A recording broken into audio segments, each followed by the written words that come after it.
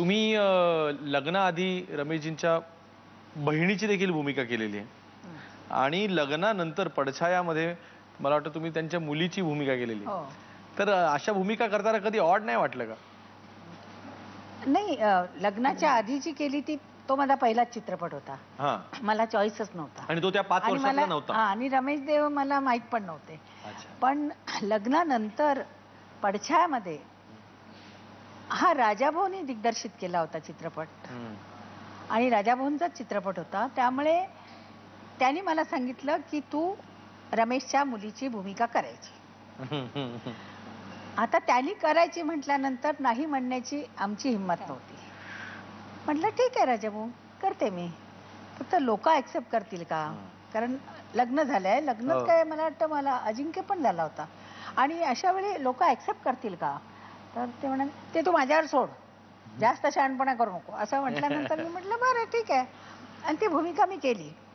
मी थिएटरमध्ये त्यावेळी होते, त्यावेळी प्रीमियर व्हायचे, तेव्हा प्रीमियरला गेले होतो आणि मी रमेशला पप्पा म्हणून हाक मारते आणि प्रचंड हशा थिएटरमध्ये. इतका हशा की असं वाटलं विनोदी चित्रपट चालू आहे की काय. आणि मग मी घाबरले, म्हटलं आता पुढे सिरियस सीन जे आहेत तेव्हा जर असे लोक हसले तर पण आश्चर्य वाटेल तुमचं मला की अजिबात सिरियस सीनला लोक मी पप्पा म्हटल्यानंतर सुद्धा हसले नाहीत, फक्त त्या पहिल्या पप्पालाच हसले. अच्छा. देवगीताई, तुमच्या गाण्याला आजवर मिळालेली सर्वोत्कृष्ट दाद? मला असं वाटतं जेव्हा मी बुवांबरोबर गायले पहिल्यांदा, अभिषेकित बुवांबरोबर, त्यांच्या शेजारी बसून एका कार्यक्रमामध्ये, आणि ते म्हणजे सहसा असे मनसोक्त दाद नाही पण जास्त न बोलणारे असे होते, तुला माहिती आहे.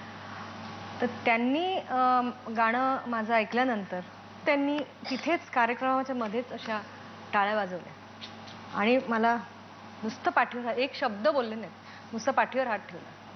माझ्यासाठी अरे बापरे, मला वाटलं मी काय कमवलं आणि काय मी केलं असेल, काय गायलं असेल. त्यानंतर मी अशी झाले होते की अरे वा वा वा, बुवांनी एवढी शाबासकी कधीच कोणाला दिली नसेल मनापासून, आणि स्टेजवर ते सुद्धा.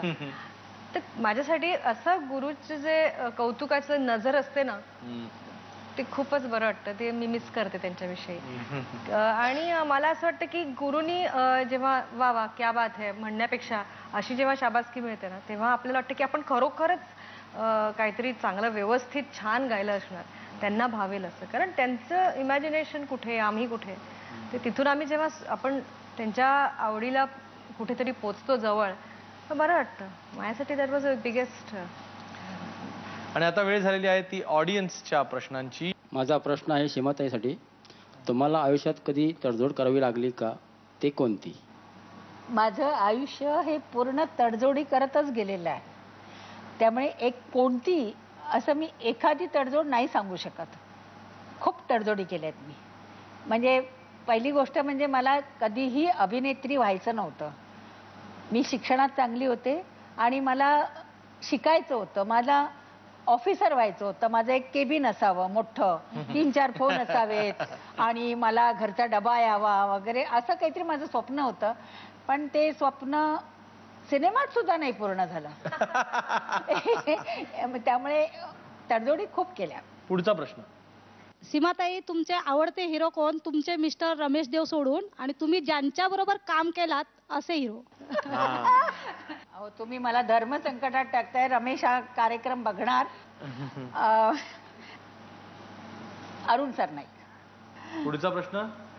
माझा प्रश्न सीमाताईंनाच आहे की चित्रपटातून तुम्ही एवढ्या भूमिका साकारल्यात, मग अशी एखादी भूमिका करायची राहून गेली आहे, अशी मनातली इच्छा तुमची कोणती आहे? म्हणजे कोणती भूमिका करायची राहून गेली असं वाटतं? मगाशी मी सांगितलं, एक तर मला तमाशातल्या बाईचं म्हणजे एखादी लावणी वगैरे करायची होती, पण खूप माझी इच्छा होती डबल रोल करायची. डबल रोल, आणि ती एक संधी मला मिळाली होती.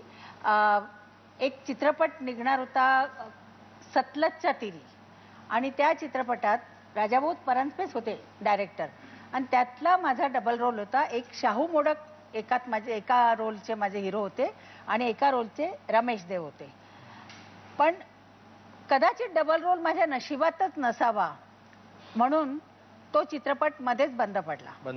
हा, आणि नंतर आला तो पाठलाग डबल रोलचा, पण तो मला करता आला. पुढचा प्रश्न. माझा प्रश्न देवकीताईंसाठी आहे की तुमची सगळीच गाणी छान आहेत, पण मदन मोहनांची एखादं गाणं तुम्ही आम्हाला ऐकवलं तर आम्हाला फार आवडेल. रस्मे उल्फत को निभाए तो निभाए कैसे, हर तरफ आग है दामन को बचाए कैसे, रस्मे उल्फत को निभाए. पुढचा प्रश्न. माझा प्रश्न देवकीताईंसाठी आहे. तुम्हाला अवधूत दादांच्या खुपणाऱ्या गोष्टी आम्हाला सांगताल का? हे काय मित्रा, आवडते ऐकायला. अरे माझा कार्यक्रम आहे हा. गुप्तेरी ते गुप्ते. आता खुपते तिथे गुप्ते आहेत म्हटल्यानंतर मग खूपच राहणार नाही का? बापरे. नाही तसं खुपणारं फारसं काही नाही. एवढंच आहे की तो क्वचित भेटतो, कधी अवेलेबल नसतो. आणि दुसरं म्हणजे एवढं तो कौतुक करतोय माझं आणि असं बोलते, पण मला माहिती नाही त्याला खरंच पटतं का मी काय बोलते ते. मी खोटं नाही बोलत कधीच.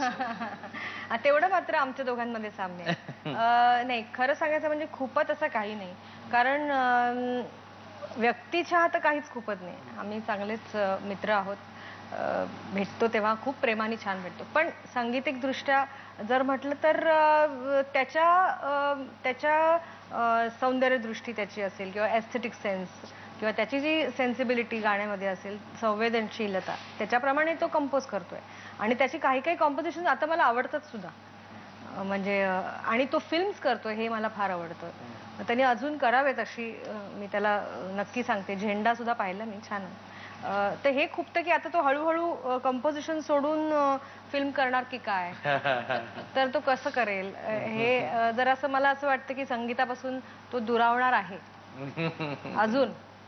नाही असं अजिबात होणार नाही देवकीताई. मी संगीत हे माझं पहिलं प्रेम आहे.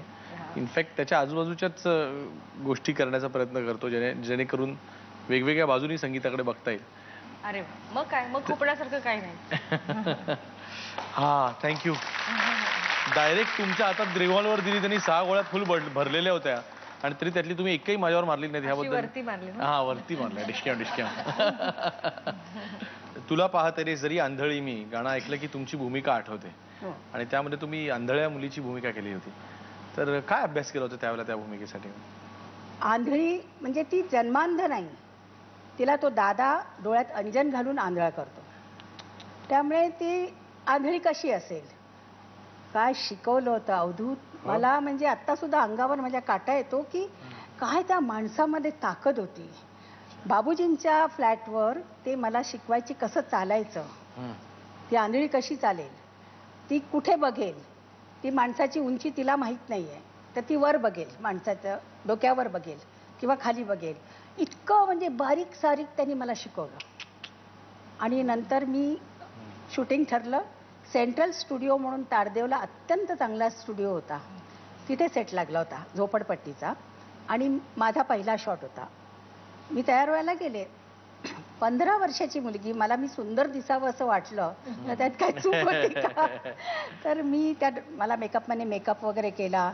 मग मी केस विंचरले, लांब केस होते त्याचा आंबाडा घातला. आणि म्हटलं म्हणजे माझे कपडे कुठे आहेत? आणि मी बघितलं तर हँगरला एक परकर, त्याला ठिगळं लावलेली, फाटकी ओढणी आणि एक फाटका असा ठिगळं लावलेला ब्लाऊज. मला हे कपडे घालायचे आहेत? म्हणाले हेच आणून दिलेले आहेत. ठीक आहे, ते घातले आणि मी गेले सेटवर. सेटवर गेल्यानंतर राजाभाऊ म्हणाले, बघितलं माझ्याकडे, कुठे आहे मेकअपमन, कुठे आहे ड्रेसमन? मेकअपमन धावत आला. कुठे सांगितलं हिला मेकअप करायला? आणि नाही म्हणजे हिरोईन आहे ना. हिरोईन आहे, मी सांगितलं होतं काय हिरोईन बिरोईन नाही, मेकअप पुसून आहे आणि केसाला कंगवा लावायचा नाही, केस सगळे विस्कटलेले पाहिजेत, अजिबात हिला आरसा दाखवायचा नाही. म्हणजे मला थोडंसं वाईट वाटलं की मी आता सुंदर कशी दिसणार. पण मी गेले, त्यांच्या म्हणण्याप्रमाणे सगळं करून आले. ते म्हणाले हा आता तू भिकारीण दिसतेस. बापरे. अशी सुरुवात.